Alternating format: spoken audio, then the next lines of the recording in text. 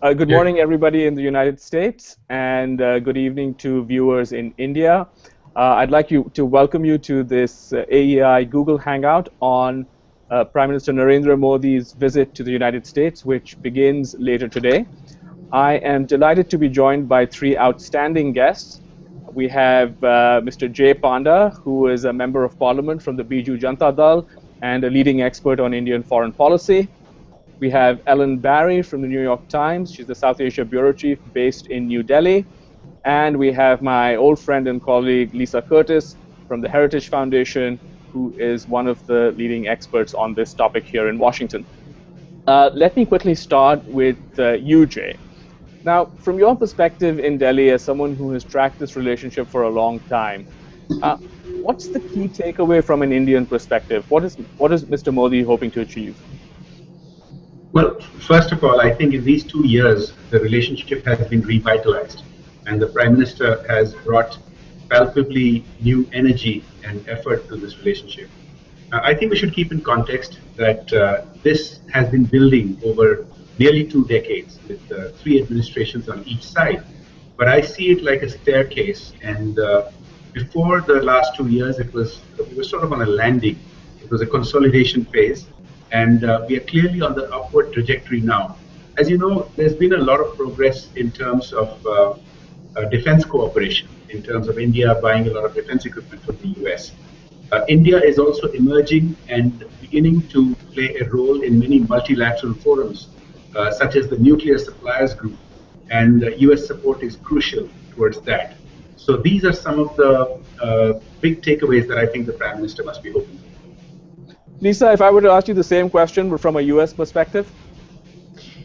Well, I think this visit is an opportunity to highlight the remarkable progress that's been made on U.S.-India relations over the last 2 years. And I think improving India-U.S. relations is one of those rare issues that actually has strong bipartisan support. And congressional members on both sides of the aisle view India as very important to hedging, an effort to hedge against China's rise.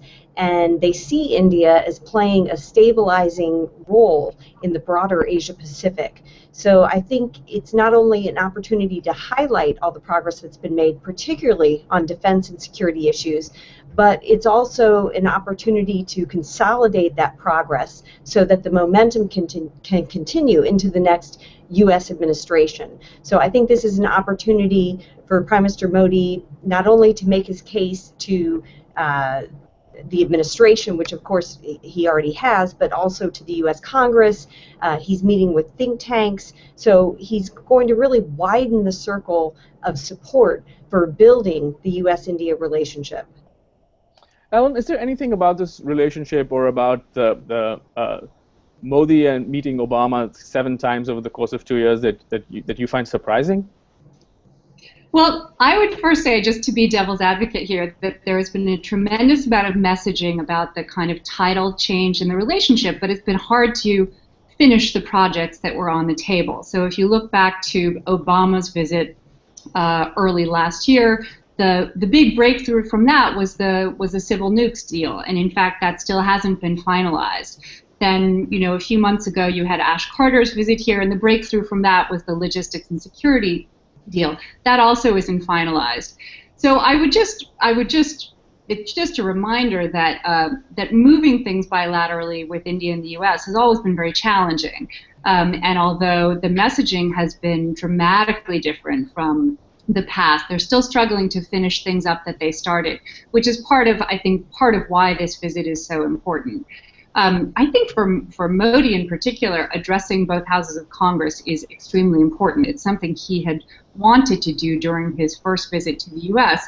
It's a sort of symbolic moment for him, and I think it really has been something he's put a lot of concentrated effort into getting.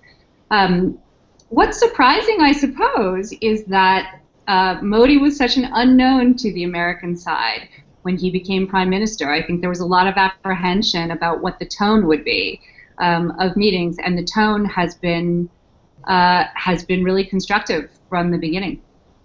Jay, what do you attribute that? I mean, there was a lot of concern, and many people did feel that, given the particular history and background over here, that U.S.-India relationships were likely, the relationship was likely to suffer under Modi. In fact, the opposite has happened. It has thrived. Well, so I think it's, oh, sorry. Sorry, was that for me or? Yeah, it's for you, Jay.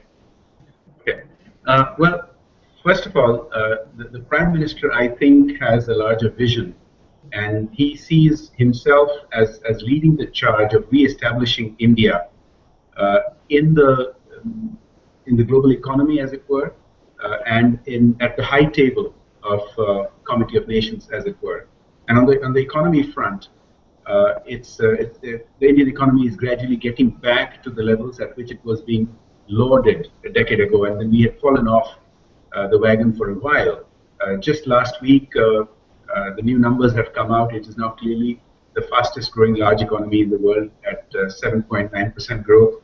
And also, as the Financial Times reported some months ago, it has overtaken China and the US in terms of attracting the highest foreign direct investment.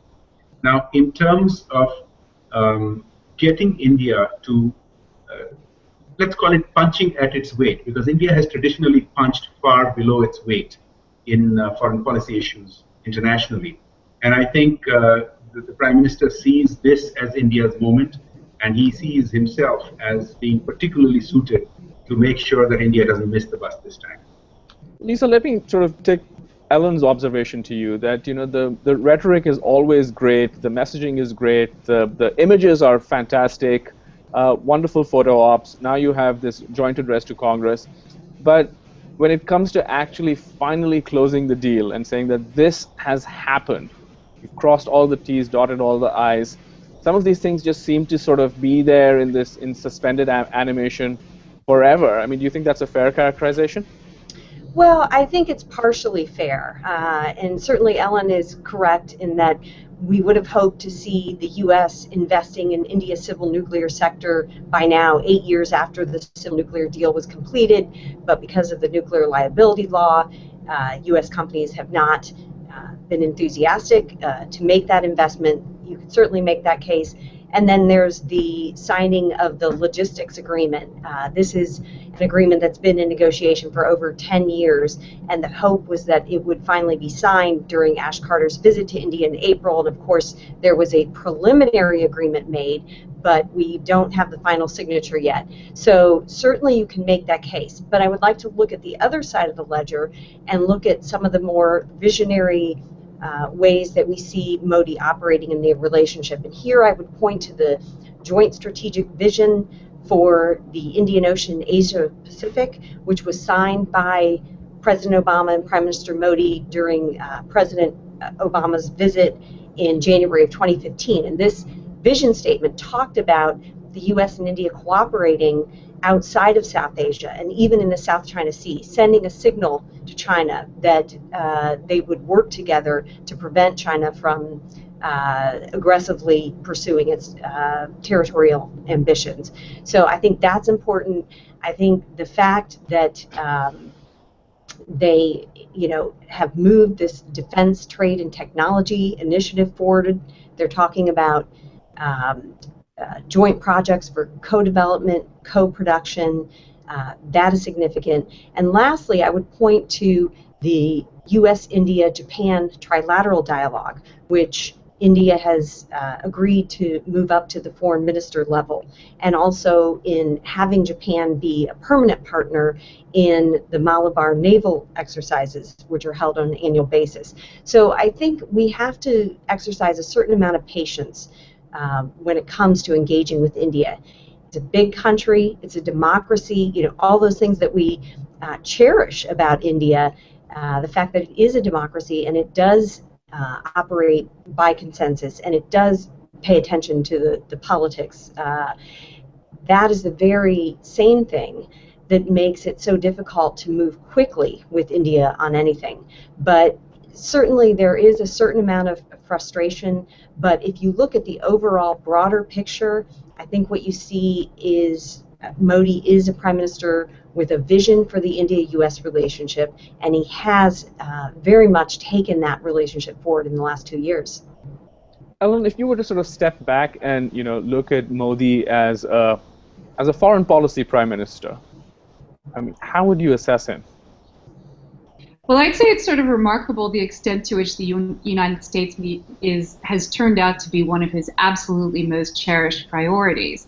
And I think that's something that maybe U.S. officials didn't fully understand when he was coming in. I think there are a few elements to this. I think part of it is that on sort of strategic and geopolitical long-term prospect, I think both the RSS and the BJP have always looked towards a closer convergence with the United States.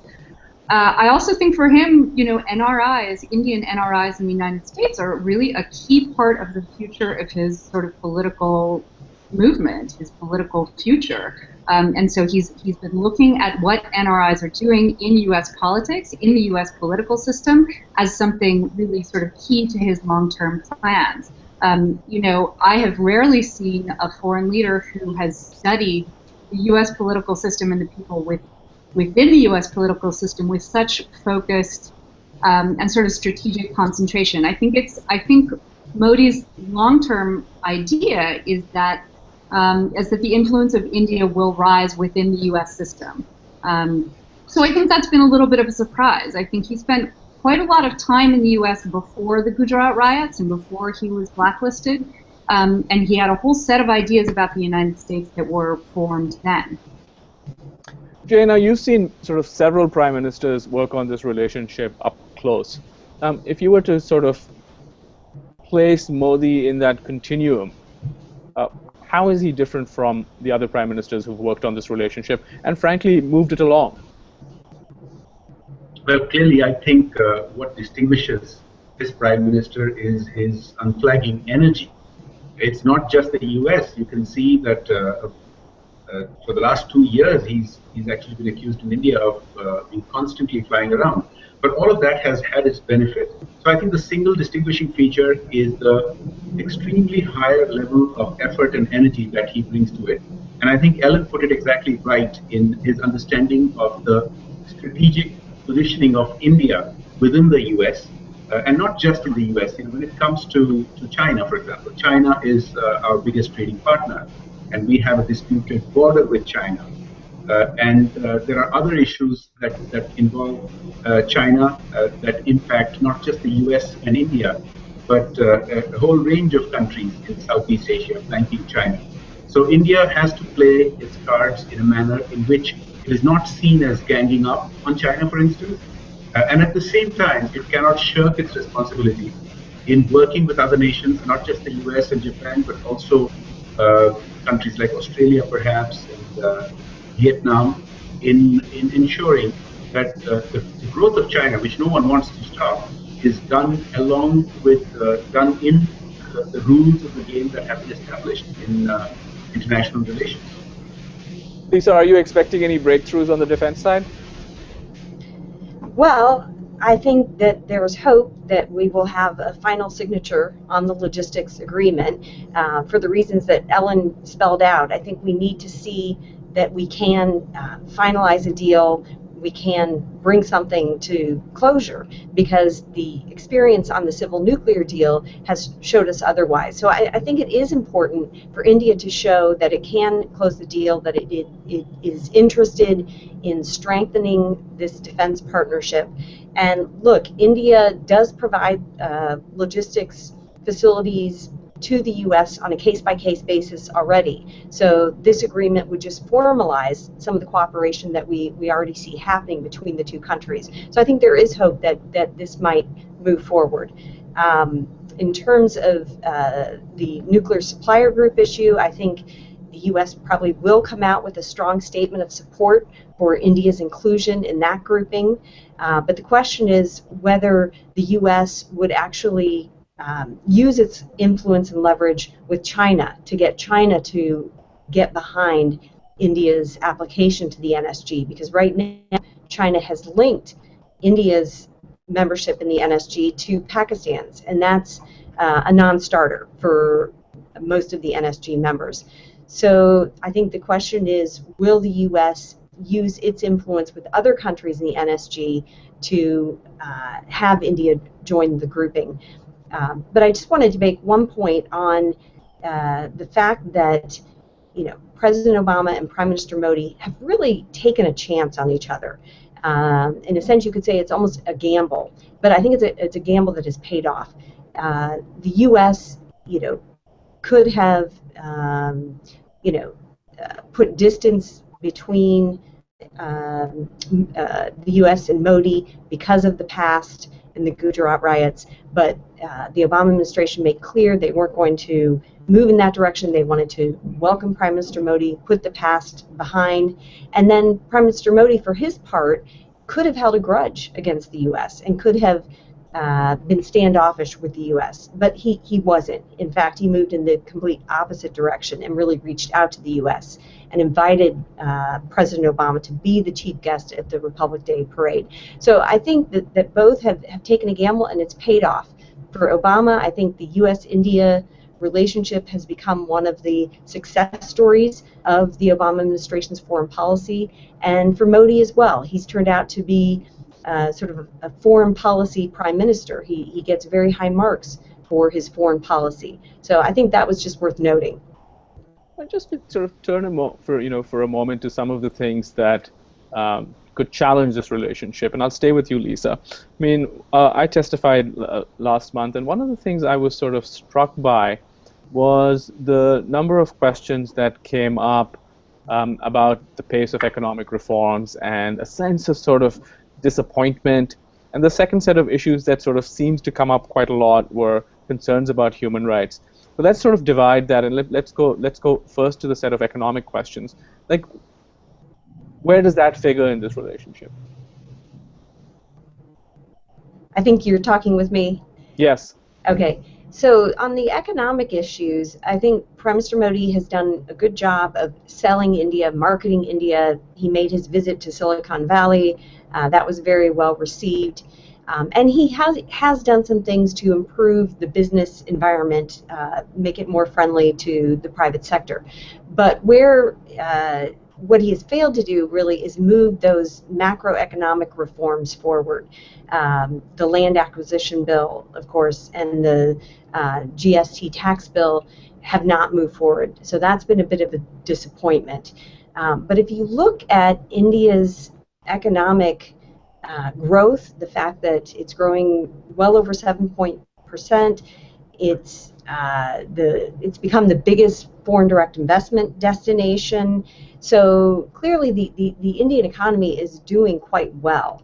And so this keeps the U.S. interested, and certainly the U.S. companies are not going to want to miss opportunities. Yes, there are difficulties. You still have the regulations and the red tape.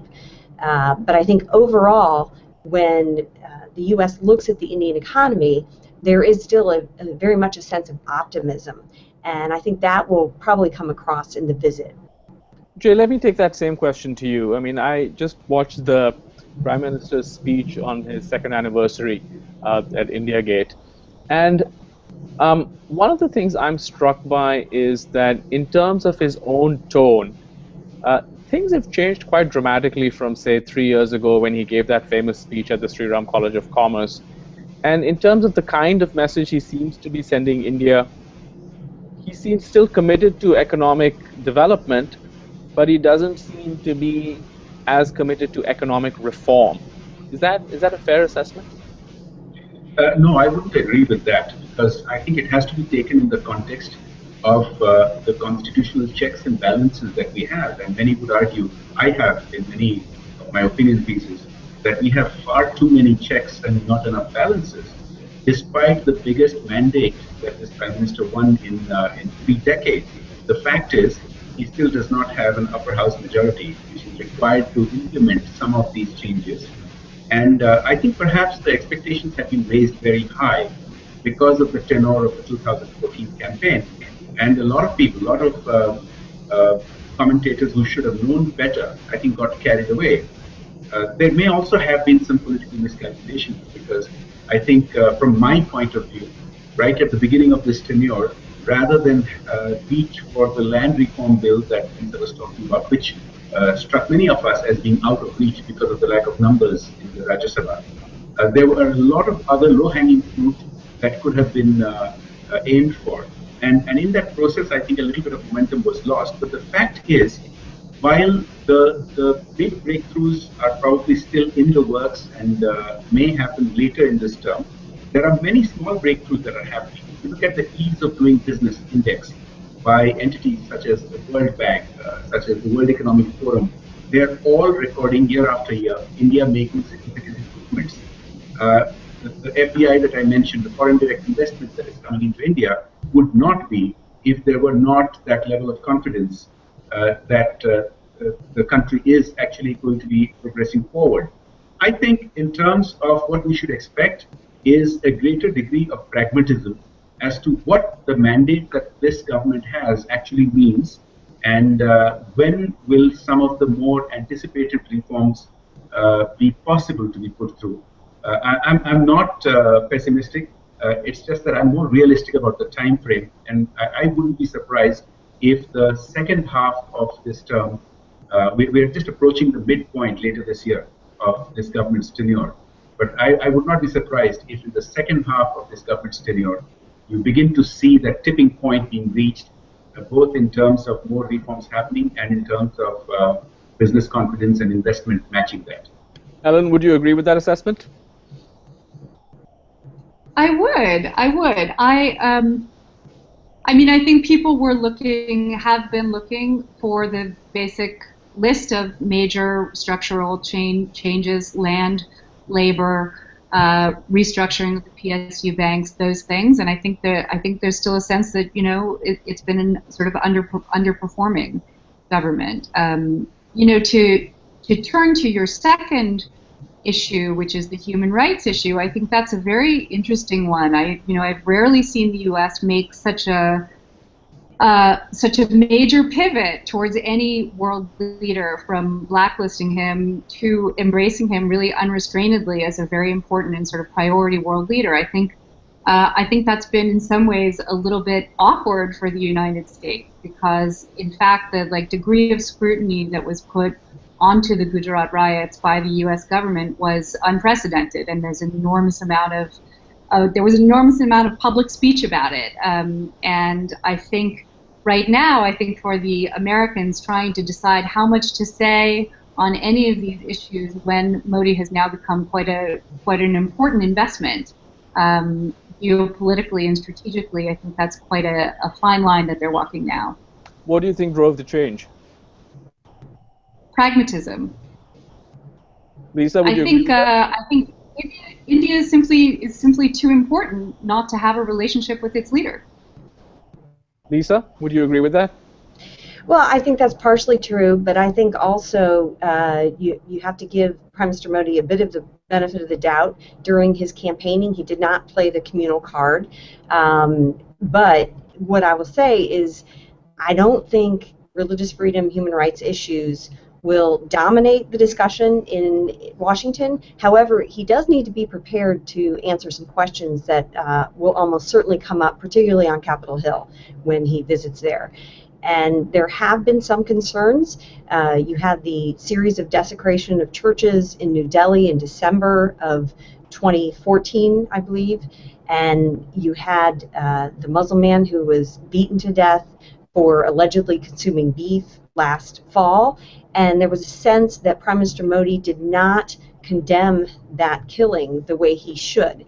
You had an election in Bihar, there was political issues going on, but there was still disappointment, I would say, that he did not more forcefully condemn that event. Now, we have seen Prime Minister Modi speak up in defense of religious freedom. He has made speeches talking about the protections of religious minorities in the Indian Constitution. So that's the Modi that we need to see in Washington.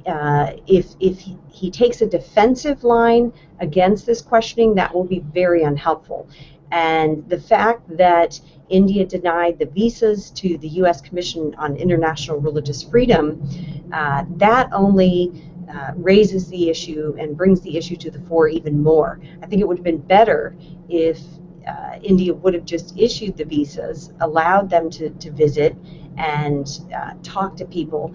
then it would become much less of an issue. But the fact that India was so defensive and denied these visas, I think just makes it, it compels the U.S. legislators to raise the issue. So it will be an issue. It won't dominate the discussion, but certainly Prime Minister Modi, better be ready to address these issues. Jana, I know the perspective from Delhi on these issues is quite dramatically different. Could just sort of lay it out for the viewers? Well, look, India does have its fair share of problems, whether it is about bonded labor or trafficking with people, or incidents of communal violence. But to be frank, so does the US. I mean, it doesn't serve any purpose to be questioning an American president on what happened in Ferguson when he's visiting here. And we also need to be respecting each other's institutions. Now, we do have a constitution that guarantees equality to all, and here in India, we are very focused on ensuring that that plays out properly, that works properly. Now, Lisa mentioned the church attacks, and yes, indeed, at that time, a year and a half ago, it was very much in the news every day. And consequently, it petered out after 5 or 6 such incidents, where the police investigation showed that, with the possible exception of one, none of the others were possibly related to any communal violence. And it's true that the Prime Minister has many times, both inside in Parliament and outside, spoken out in favor of communal harmony. But I agree with Lisa. I think he could do more of it, and he probably will. And nobody condones the kind of violence that happened when a man was killed by a mob that barged into his house on the accusation allegedly of ETP. So I mean, nobody who believes in the Indian Constitution can condone that. But to pretend that as if somehow this is happening on a larger scale than before is just disingenuous. We do have incidents of communal tension. Fortunately, I think limited to very few occasions, and even those few occasions are too many. They ought to be done away with. But to pretend that somehow it has there's a flashpoint that's been reached in the last 2 years is just not accurate. Well, great. So just wrapping up, let me start with you, Ellen. If you're kind of like, if I ask you to gaze into a crystal ball, not very far ahead, but sort of 3 days ahead, where are we going to be in this relationship compared to where we are right now? Well, I mean, hopefully some of this unfinished business will get tied up and can actually be put in the completed column. I mean, I think presumably we should see something from Westinghouse, and presumably at least the logistics agreement will be finished. I would say, looking into the long view future, I'm curious. The main area of convergence seems to be maritime security, but for India, being pulled into a frontline position in any kind of maritime conflict with China is anathema. It has been for a long time. So I'm just wondering where all this is headed. Because if the pace of these developments speeds up, India will find itself in that exact position. Lisa, quick short-term and long-term prognosis? Yeah, I think the visit will go well. I think they'll focus on the economic cooperation, defense, and I agree with Ellen. I hope to see completion of the logistics agreement. That would mark a milestone in the relationship, would be very important. But over the longer term, I think the fact is that the U.S. and India's core security interests will continue to converge, and that both sides will see it in their own interest to continue to build the relationship. So, I don't think the fundamentals of what are driving the U.S. and India together now are going to change over the medium to long term. And I'm pretty confident that the next U.S. administration will continue the momentum that we have seen over the last 2 years. Jay, final words to you. I too am hopeful that there will be some concrete progress on immediate matters which are on the table during this visit. And like the others have mentioned, I think perhaps the logistics memorandum agreement could be one of them, although I don't have any specific information. But I also want to take a broader view. Is if you look at for example, the billions of dollars of defense deals that have happened, they could not have happened were it not for the civil nuclear deal. Although on the civil nuclear front, there has been no actual breakthrough. It was the trust that was created because of the civil nuclear deal that there has been enormous progress on many other fronts, and the degree of confidence that U.S. investors and companies seem to have in India's economy, in investing in, for example, in investing in the sunrise areas of e-commerce, the Indian equivalents of Amazon, the Indian equivalents of Uber. These are leading the way in growth of the economy of this part of the world. But I too am hopeful that perhaps the nuclear energy power plants that are being negotiated with Westinghouse might have a breakthrough on this trip. But if it doesn't happen on this trip, I wouldn't waste too much time worrying about it. It'll happen sooner or later. Well, thank you very much, all three of you. And then time for us to end on that optimistic note, and looking forward to the next 2.5 days of all Modi in the US. Thanks, everyone. Bye-bye. Thank you. Thank you.